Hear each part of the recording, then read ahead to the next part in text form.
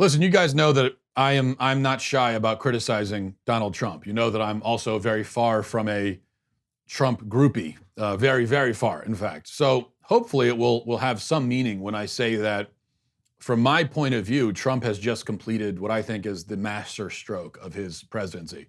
What was supposed to be a historic blunder, a catastrophe, World War III, has turned out to be his finest moment. Think about it. Well, let's just go back and review. Iran attacked Americans, killed an American contractor, attacked our embassy. This on top of all the provocations through the years and through the decades, all the bloodshed and the mayhem that they've been responsible for, all the American troops that they've killed by proxy in the Middle East. And finally, a US president has enough of it, decides to act like the most powerful country in the world, which we still are, by the way, by many magnitudes. And he orders a strike against Soleimani, global mass killer, leading terrorist in the world, and also the number 2 guy in the Iranian government. The people who originally, when this happened, all the people saying this is a really big deal and all of that, they were right. It doesn't happen that often. For us to go after someone so publicly like that, someone of the status of Soleimani in the Iranian government, it's basically unheard of. But Trump said, no, we're not going to let this piece of garbage continue sauntering around the Middle East, killing our guys. He's going to pay for it. And we're going to send a message. And the message is going to be, if you do this, you better watch the sky because we're coming for you. So he orders the strike, turns Soleimani into beef stroganoff, and then we get a week of panic from the media. It's World War III. Oh no, this is the worst thing that's ever happened to the earth. It's terrible, so on and so forth. And then last night, the Iranians launched their missiles at American bases in Iraq, and the panic reaches fever pitch. I don't know if you were online last night, but it was a one for the record books as far as panic goes. Media-driven panic. We were told that it's officially the beginning of global conflict, World War III over and over again. And then it turns out, as is so often the case, the people who believed initial reporting at face value, took it at face value, the people who jumped in right away with all the sensationalizing looked ridiculous, as always. Because it's like people never learn. When you've got some big event in the early going, whether it's a conflict overseas or it's a mass shooting or whatever, the reports that you initially hear are almost always wrong. So what's the best thing? Just don't react to them. Don't say anything. You don't need to go online and say anything. But people never learned. So it turns out nobody was killed. No Americans, no Iraqis apparently, minimal damage. It was a face-saving measure by Iran. They were beat and they knew it. They knew that they couldn't afford to get into a direct conflict with the US. Because of course, all along, even before last night and how that turned out, all the people talking about World War III just was always incredibly silly. As if Iran is going to march into battle directly with the United States. We would wipe them off the face of the earth. And they know that. They know that we can do that to them. And they don't want that to happen. Because at least the Iranian government, the people in power, they're not the same as suicide bombers who don't care if, I'm going to be destroyed, but I'm going to take a few of you out with me. That's not their attitude. They want to stay in, they like being in power and they want to stay there. And they know that if we wanted to, we could just kill all of them. And they don't want that. So that's why the idea that there was ever going to be a World War III over this was completely ridiculous. And especially now, because they wanted to avoid the conflict, so they launched the missiles and they didn't kill anybody. And I guess I assume in Iran, they're telling their people over in Iran, the media is probably, in fact, the Iranian media, which, and these were reports that were parroted by MSNBC in the early going, the Iranian media is claiming that they killed, dozens of American soldiers, but they didn't. They just want to pretend they did, which if they want to pretend, then fine. If they want to have their little symbolic attack to try to save face with their citizens, who cares? It really doesn't matter. So then Trump gets up there this morning, delivers what I think is his best speech of his entire presidency. And I've always said that I think Donald Trump on the teleprompter is way better than Donald Trump riffing at a political rally or something. Not as fun, maybe not as engaging, not as funny, but he actually has a point and a message that he can get across when he's staying on the teleprompter. And so, and it's not about, maybe his delivery on the teleprompter isn't necessarily the best, but who cares? It's about the message. It's about what's being said. And as far as that goes, the message and even the tone, I thought it was superb. It was resolute, tough, not belligerent, not escalating. Basically saying, okay, Iran, you've seen what will happen. You've seen what we're willing to do. So back off now. This is what peace through strength looks like. We've talked about peace through strength. We haven't seen an example of it in this country for many decades. Here's an example. This is what it is. So that's what it is. Trump takes out Soleimani, sends a message, weakens Iran, both structurally because they lost their number 2 guy, and in the eyes of the world, we face a symbolic reprisal that caused no casualties, and then Trump basically declares victory. Brilliant. I think it's brilliant. I know that I, like most Americans, I don't want another war in the Middle East. I prefer for us to be out of there entirely, focusing on issues here at home. I think that's where most people are. But at the same time, we are, as I said, the most powerful nation in the world. And there's no reason why we shouldn't act like it. And there's no reason why we should let guys like Soleimani do what they do and get away with it. This is what's been so frustrating for Americans for a long time. Where we say, you got a guy like Soleimani, we could take him out. He's been taking our guys out for years. We could take him out. Why don't we do it? What's Iran going to do? They can't do anything. That's what people have been saying in this country for a long time. Well, finally we get someone like Trump who has the same approach.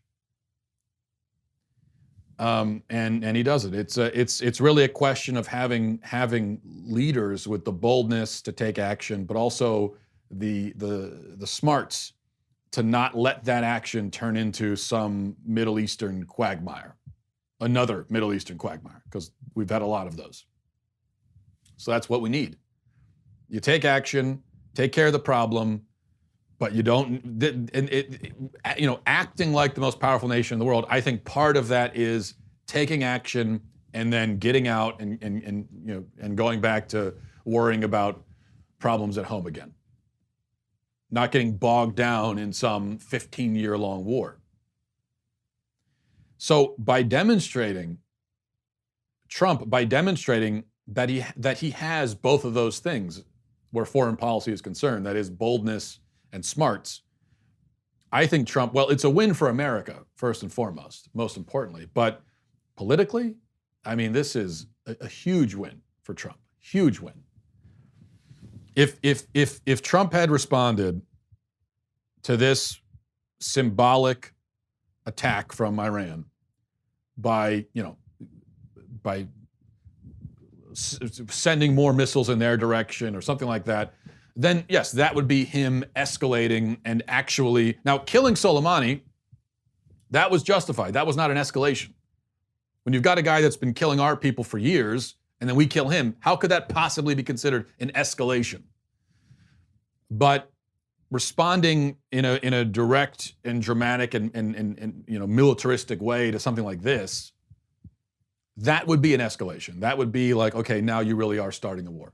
But that's not what Trump is doing. I think that's what the left expected him to do. I think that's even what they hope he would do.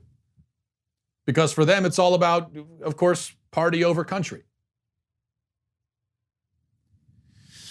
But that's not what he did. So major. I don't think you could.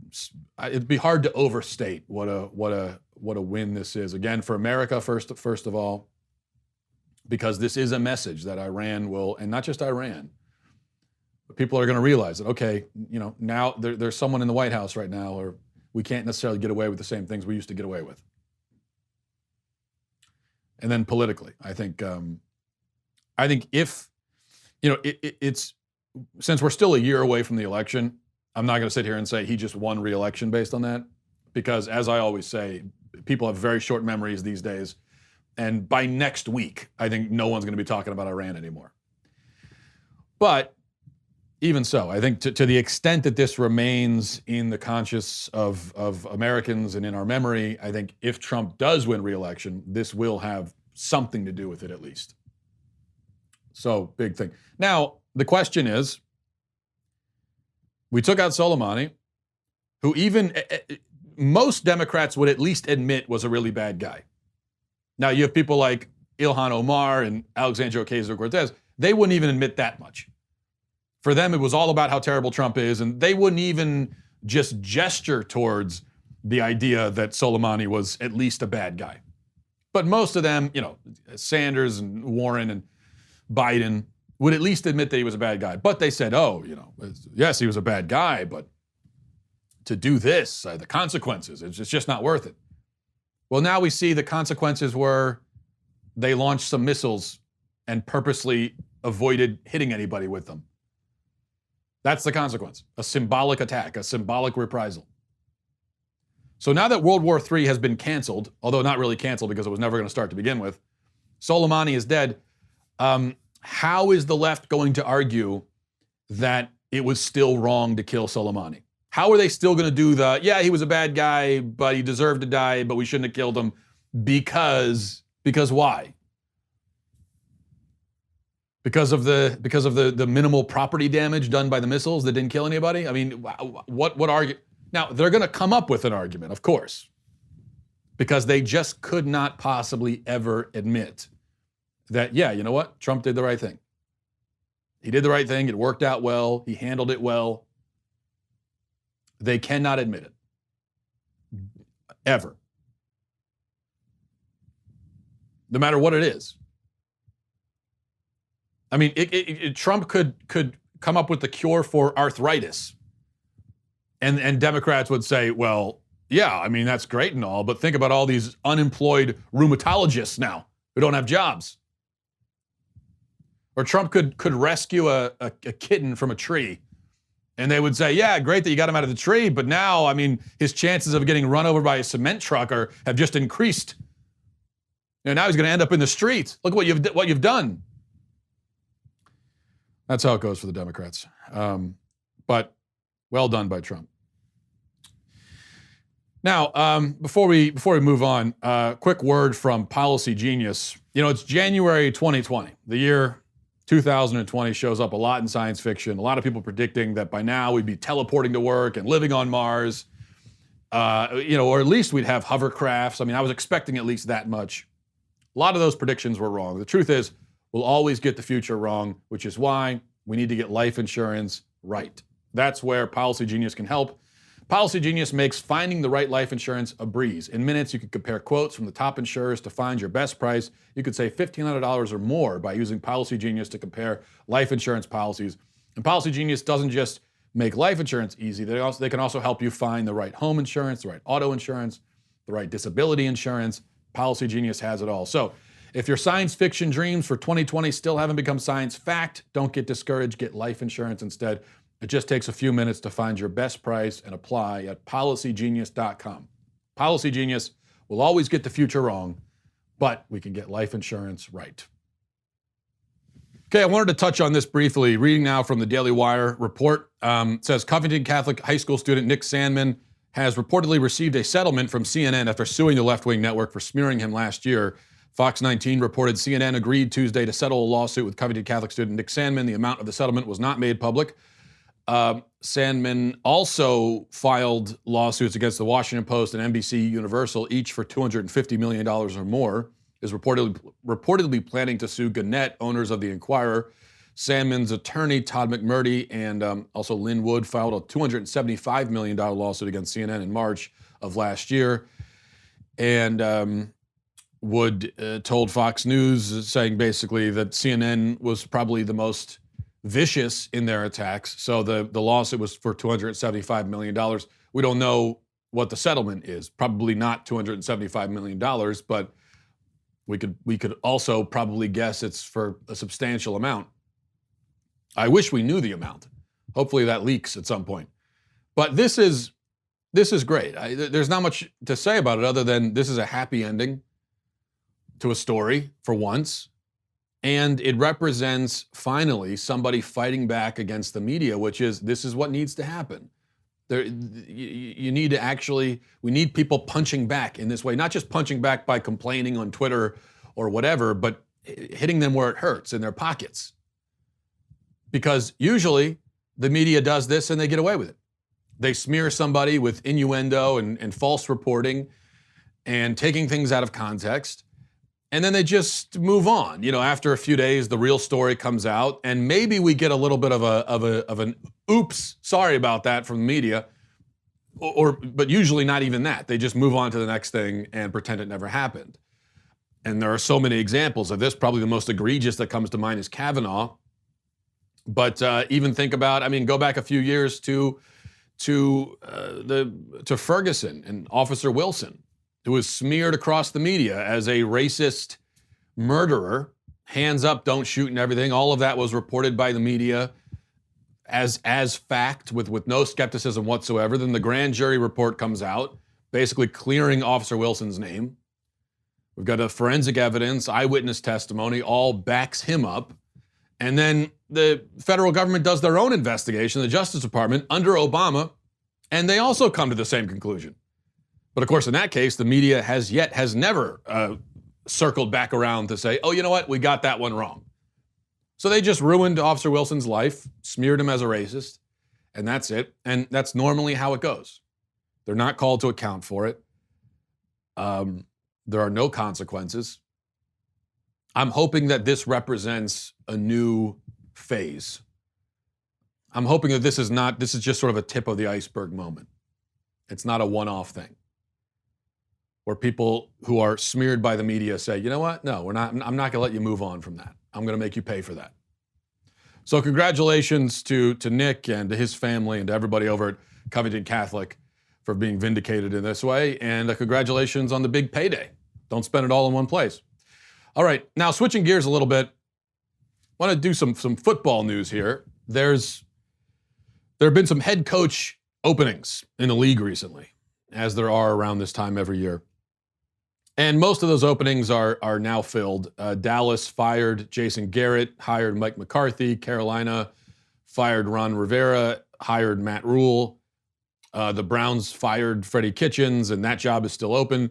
And the Giants fired Pat Shurmur, and then it was just announced yesterday that they were hiring a position coach from the Pats, Joe Judge, to be their new head coach, which is a little bit strange on a number of levels because, number one, no one's ever heard of Joe Judge. Also, when you talk about position coaches for the Pats, I mean, wide receiver was their weakest position, and yet that guy gets a job. But these kinds of decisions are often made, especially in New York. They often make these head-scratching decisions in their personnel department and with coaches. But this is more than just sports news, we're told. This is all evidence of institutional racism in the NFL. Because, of course, because everything is racism. This is a racial crisis. Because, we're told, none of the openings were filled by a black head coach, which is racist. And so the media has been making a big deal about this, publishing articles, doing segments on ESPN and so on, about how all the openings were filled by white people. And that's very, very bad. It's a very terrible thing. It's a big problem, very racist. Stephen A. Smith, a man who yells for a living, he's a professional yeller. Well, he did some more yelling yesterday, a lot of yelling, some very loud yelling, slightly louder than usual yelling about the fact that the NFL is persecuting black men. And anyway, here's what he had to say. There is a Rooney Rule in place, and still this kind of stuff is happening. I want to announce on national television that I personally am going to take it upon myself, whether it's to communicate with the NFL league office, whether it's to communicate with owners, whether it's to sit up here and raise holy hell, whether it's to recruit my contemporaries in this business to address it. We got a problem. This is some BS. Ain't no way around this. We moving in a reverse direction. We moving in a reverse direction. Black men are not being treated fairly in the National Football League. Somebody got to say it. Somebody got to say it. You got to be kidding me. When the stuff that that has happened over the last year for this stuff to go on and we just gonna sit up here and have a sports conversation. No, I ain't having no damn sports conversation at this particular moment. Something wrong. Now, the National Football League or somebody else, we got to change this Rudy rule. It's bogus, clearly, because it's being bypassed. The original intent, what it was intended to produce, is being circumvented.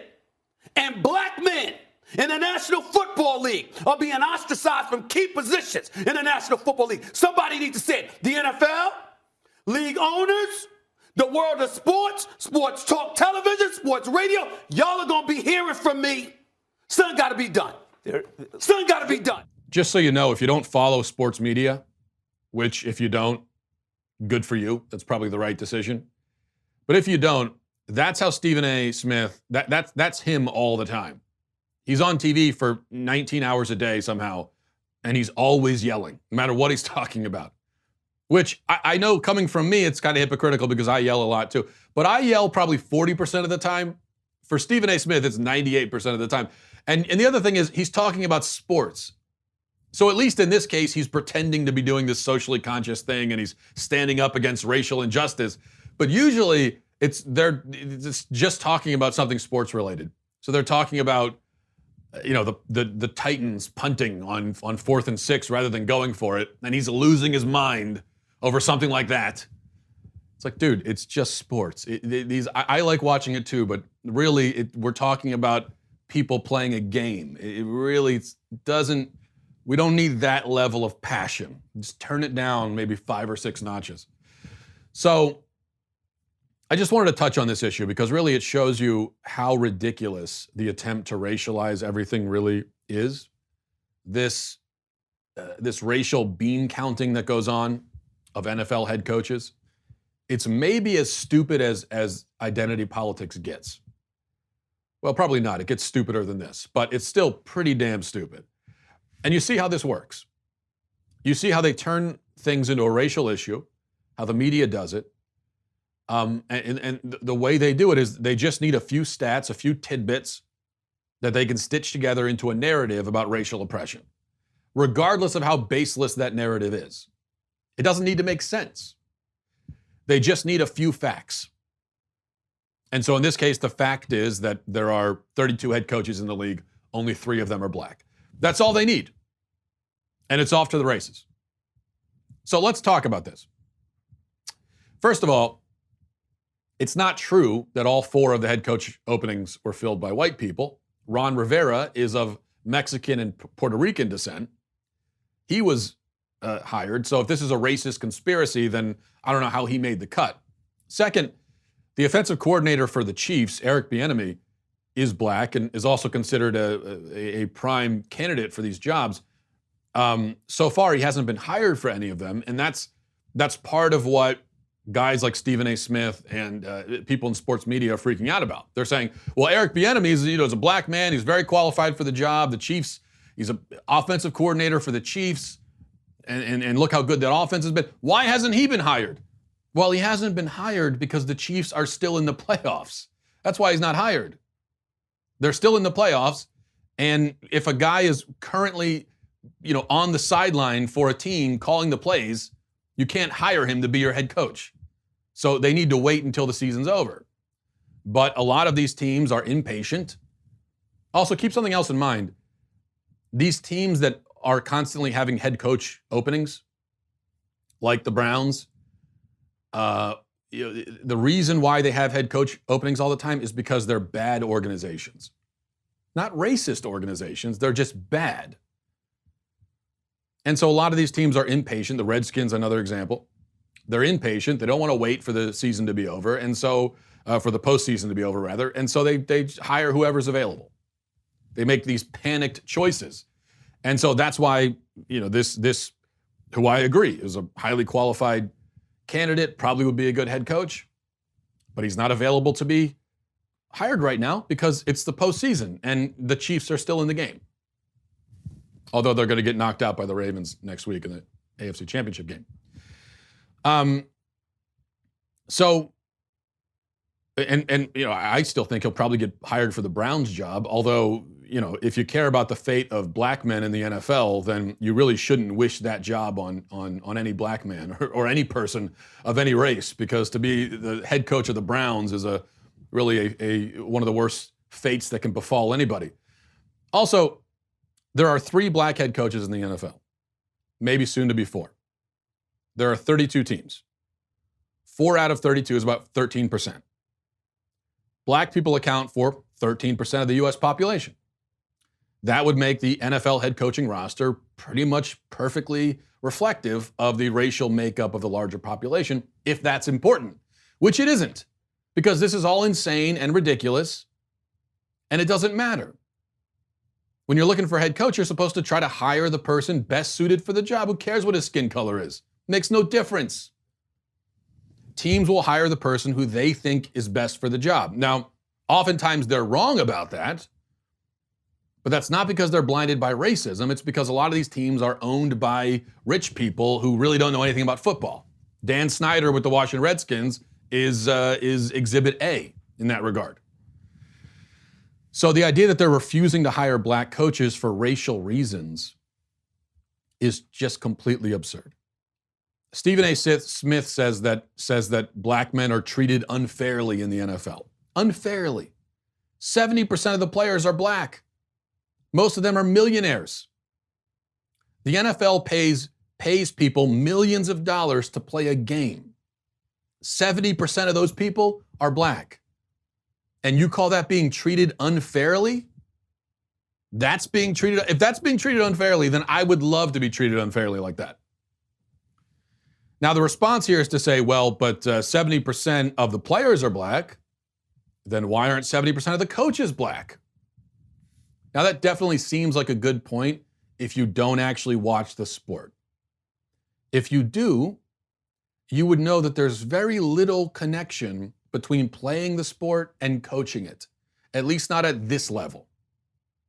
Maybe at the Pee-wee level, maybe at the Little League level or whatever, there's a connection. But at the professional level, there's very little connection between being a great player and being a great coach. Most of the great head coaches in the league right now were not great players. Many of them played at some level, but they weren't great. A few were. Mike Vrabel from the Tennessee Titans, head coach, great player. But most of them weren't. They say that those who can't do teach. Well, those who can't play coach.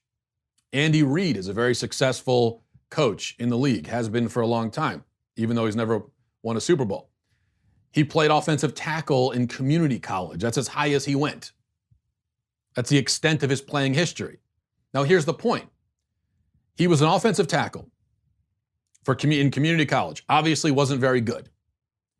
If he was great, if he was a great offensive tackle, if he was like Jonathan Ogden, then he probably would have gone on to a legitimate school and then went to the pros. So he probably never would have become a coach, because he would have, or at least his coaching career would have been backed up by about 20 years, because he would have played all that time. Bill Belichick, greatest NFL coach of all time, as much as it pains me to say, played lacrosse in college, got out of college and then started coaching. And again, if rather than being the greatest coaching talent of all time, he had been one of the greatest players of all time, then he would have played. And that's how we would remember him. So you can conclude that there are these guys, that these guys got jobs because they're white, or you can approach the issue with a little more thought, a little more nuance, and you can come to the conclusion that they cultivated a talent for coaching because they didn't have a talent for playing. And I think that's probably closer to the truth. So let's turn this around and look at it the other way, because I've never understood this. We say that it's racism because most coaches are white. Well, then why couldn't I argue that it's racism that most players are black? If we're saying that black people are discriminated against in the coaching ranks, leading to white people taking most of the jobs, couldn't I argue that white people are discriminated among the players, leading to black people taking most of those jobs? If you're going with the racial angle of the coaching question, then you have this pretty insurmountable logical problem that you have to deal with, which is that if the lack of black representation on the sideline is racism, then what about the lack of white representation on the field? Is that not racism? I mean, think about it. There are entire positions in the NFL right now where there are 0 white players. Cornerback, okay? There are no white cornerbacks in the NFL right now. None. Not a single one. And that's in a very important position and a high-paid position. No white people. None. The last one that I can think of was Jason Sehorn, and he retired like 15 years ago. And since then, there have been none playing that position. 0. How do you explain that? If 3 black coaches out of 32 is racism, what do you say about 0 white cornerbacks out of like 100 or more that are in the league right now? You know, if 3 out of 32 is racism, that isn't 0 out of 100 racism? This is the problem. The racial grievance thing, the racial bean counting that goes on, it only ever goes one way. And that's why it's ridiculous. Because there has to be some principle here. There must be some logical system you're using. And whatever that system is, well, I should be able to apply it to the players as well.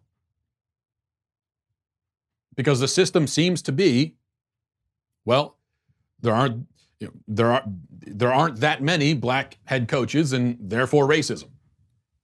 That's as complex as the system is. Are there a lot of black head coaches? No, not really. Well, that's racism. Okay, well, are there a lot of white players comparatively?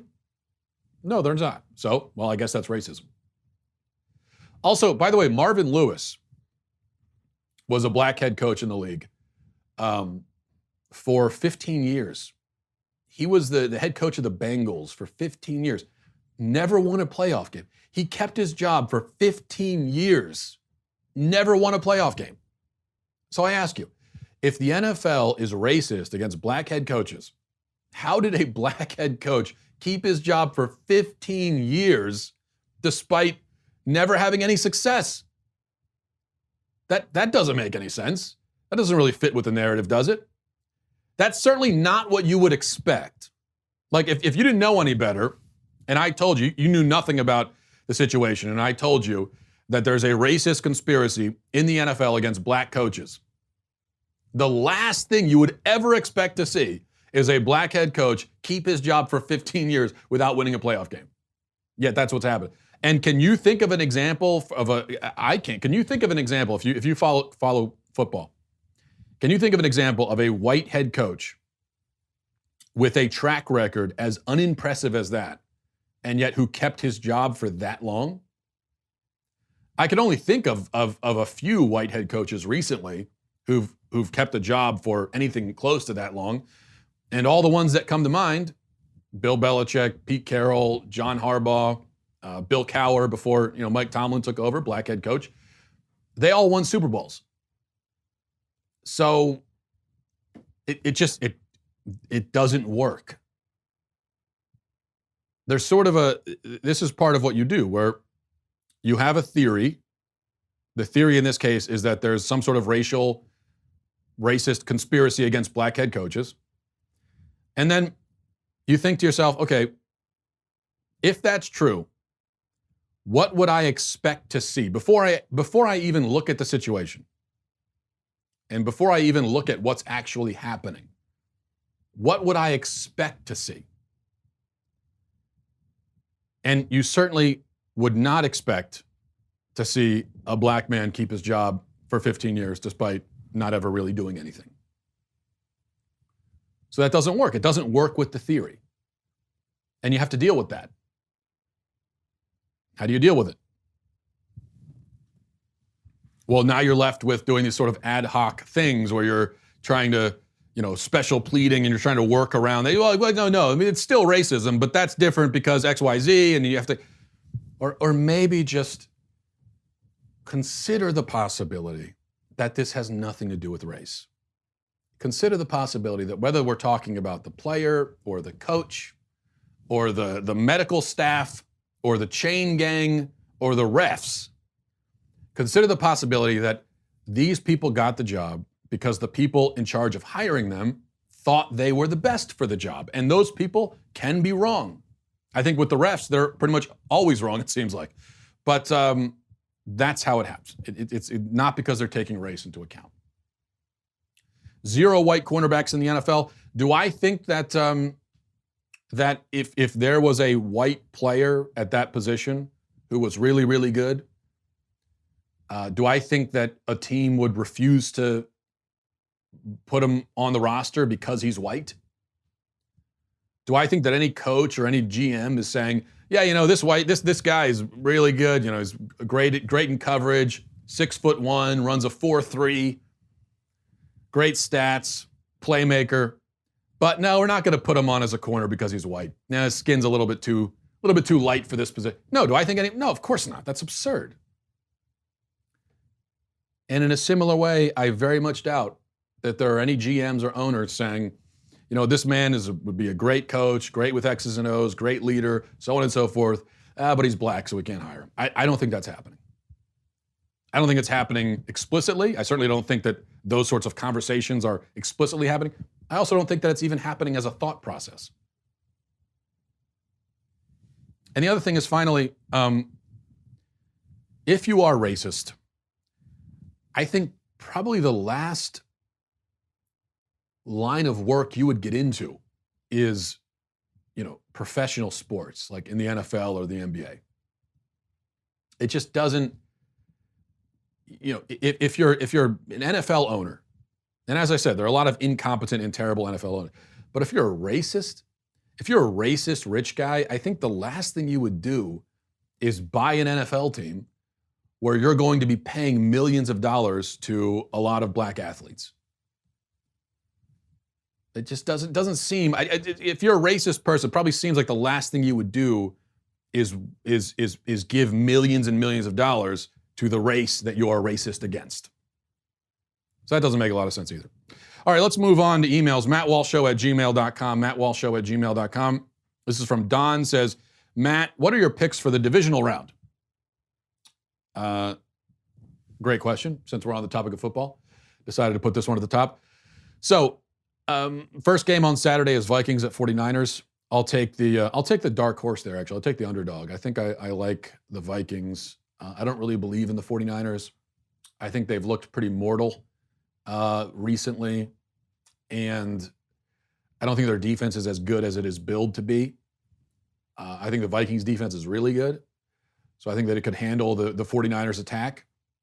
And I think Kirk Cousins is playing better than people expected. So I'm going to take the Vikings there. And then you've got, so the next game would be Titans at Ravens. I'm biased, obviously, but I think the Ravens are going to win that by probably 3 touchdowns. I don't think it's even going to be close. The Titans defense is mediocre, and you got to be a lot better than mediocre to shut down the best offense in the league. Ravens are putting up 33 points a game. Lamar Jackson is going to be the MVP. And if you want to beat the Ravens, you got to find a way to keep that offense to like 20 points. Titans aren't doing that. If the Ravens get up their usual 33 points or 40 points or 45, you're not going to win. Unless your offense is so dynamic that it can put up 40 points. The Titans are not putting up 40 points. Derrick Henry, great running back, he ran against the Patriots. He ran for 182 yards against the Patriots. One of the best performances we've ever seen from a running back in the playoffs. They got 14 points off of that. So unless he runs for 700 yards in the game, I don't think they're going to win. Texans, Chiefs, I'll take the sort of obvious one there. I'll take the Chiefs. Seahawks, Packers. Neither of these teams impress me that much. Both have glaring weaknesses, but in a duel between Wilson and Rodgers, with Rodgers at home, I guess I'll take Rodgers. This is from Colin. Says, I was extremely disappointed by your segment on Jim Baker and forgiveness. You basically said that Christ was full of it and forgiveness doesn't matter. That was his major focus, forgiveness. But you wave your hand at it and say forgiveness doesn't matter. Very disappointed in you today, Matt. Yeah, Colin is referencing our discussion yesterday about the televangelist Jim Bakker, who is a convicted criminal, fraudster, accused rapist, and all-around charlatan and thief, went to prison, then came out and got right back into the televangelist game and is still on TV mangling the Bible and leading people astray. Now, anticipating some of the responses to my criticism of Bakker, I said yesterday that I don't want to hear anything about how it's okay to follow him now and listen to him and take him seriously because we have to have forgiveness. Yeah, he's a convicted felon. Yes, he's convicted for lying and stealing, and he went to prison for it. And originally was sentenced to, I think, 40-some years in prison. But we should forgive him. Forgive him for that. My point was, and I stand by it, that forgiveness in this context is a cop-out. And I know that that's sort of a not what you would expect a Christian to say, but that's my point. I think in the Christian church today, we have a massive misunderstanding about what forgiveness is and when we're supposed to forgive and who we're supposed to forgive.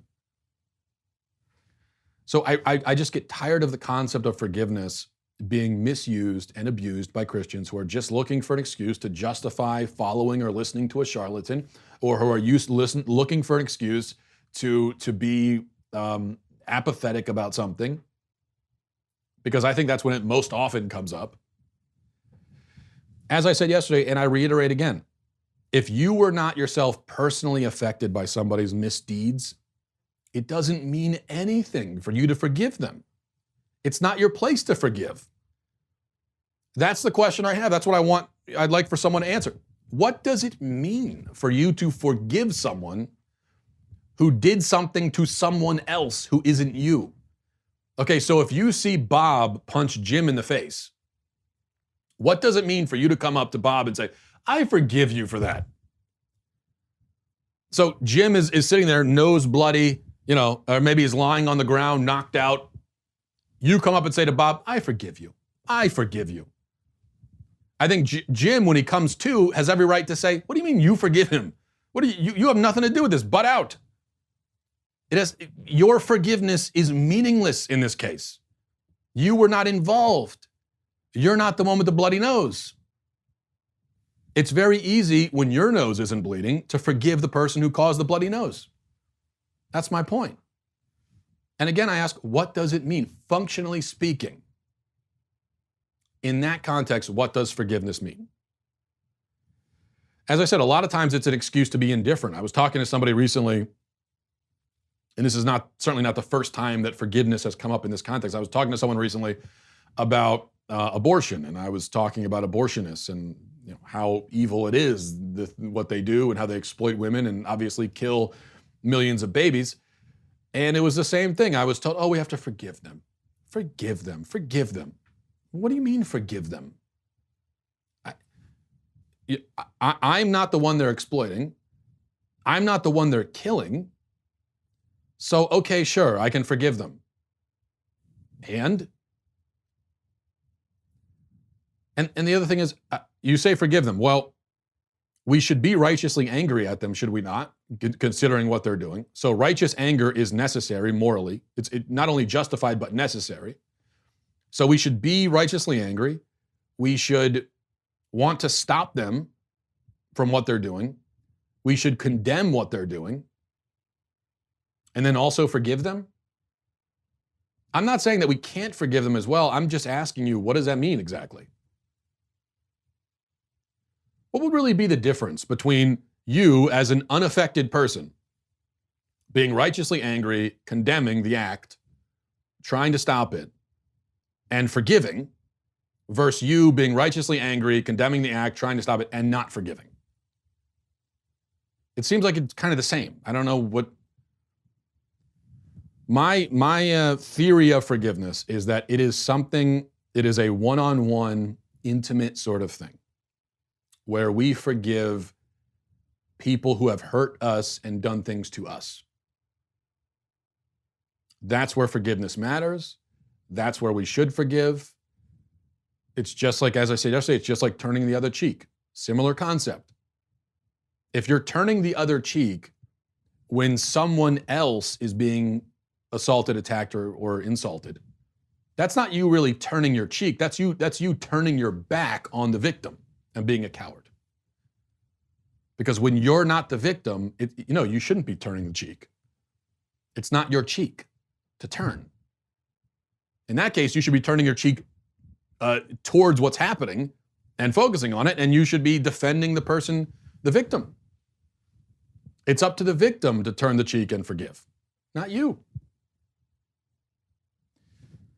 So that's my point with someone like Jim Baker. You can say all you want. I forgive him. I forgive him.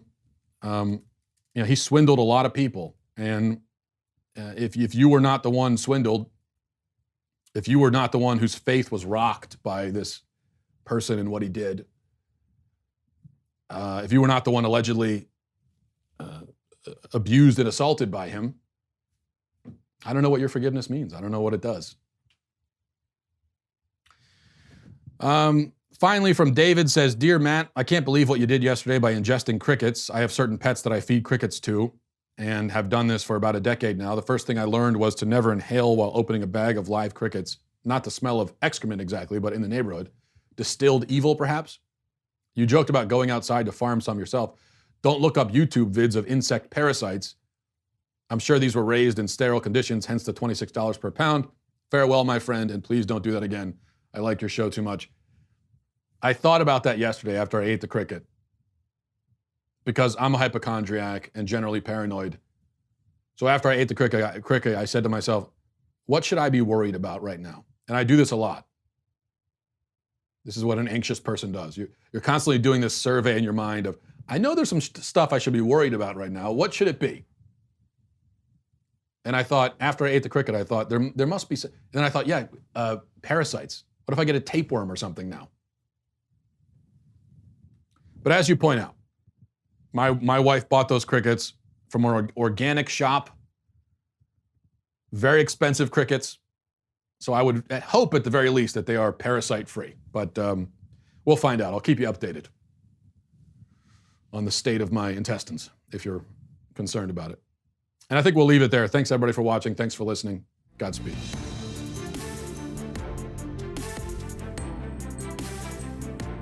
The Matt Walsh Show is produced by Sean Hampton, executive producer Jeremy Boring, senior producer Jonathan Hay, supervising producer Mathis Glover, supervising producer Robert Sterling, technical producer Austin Stevens, editor Donovan Fowler, audio mixer Robin Fenderson. The Matt Walsh Show is a Daily Wire production, copyright Daily Wire 2020. Iran launches an attack on a U.S. airbase in Iraq. The missiles flopped and no Americans were killed, as of now. But the question remains, are we at war with Iran? We will examine what the strike means, as well as the broader Trump doctrine. Then, Covington kid Nick Sandmann wins a big payout from CNN as the fake news company settles a $250 million defamation lawsuit. Check it out on The Michael Knowles Show.